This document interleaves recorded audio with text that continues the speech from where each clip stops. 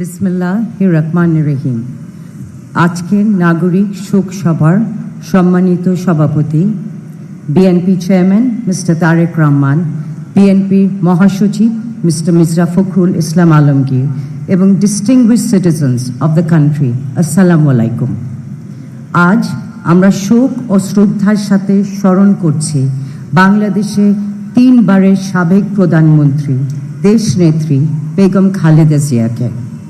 মানুষ হিসাবে তিনি ছিলেন আপসীন, স্ট্রং এবং ডিপলি ডিগনিফাইড।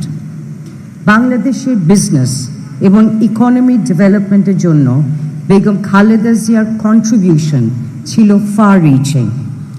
90-এর দশকে ওনার বাজারমুখী পলিসির ফলে বেসরকারি খাত, বাণিজ্য ও বিনিয়োগে গতি আসে।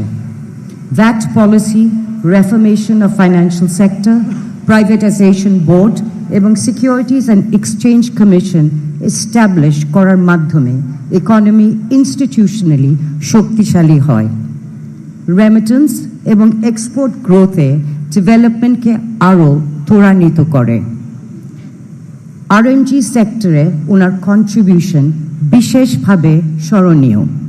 একইভাবে 1994-এ ওষুধের মূল্যনীতির ফলে ফার্মাসিউটিক্যাল ইন্ডাস্ট্রিতে কোয়ালিটেটিভ ডেভেলপমেন্ট, রিসার্চ এবং ইনভেস্টমেন্ট বেড়েছিল, যার কনসিকুয়েন্স হিসাবে আজ বাংলাদেশ ওষুধে প্রায় 100% সেলফ রিলায়েন্ট, যা ডেভেলপিং কান্ট্রিজগুলোর জন্য একটি ব্যতিক্রমধর্মী এক্সাম্পল।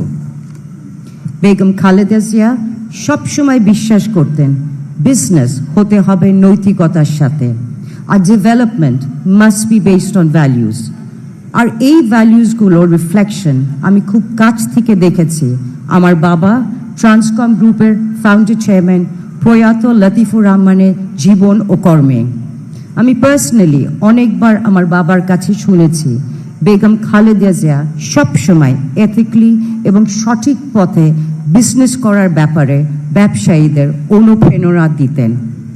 এমন ভ্যালিউসের বিকাশের পিছনে দেশ নেত্রীর প্রেরণা ও নেতৃত্ব ছিল নীরব কিন্তু শক্তিশালী।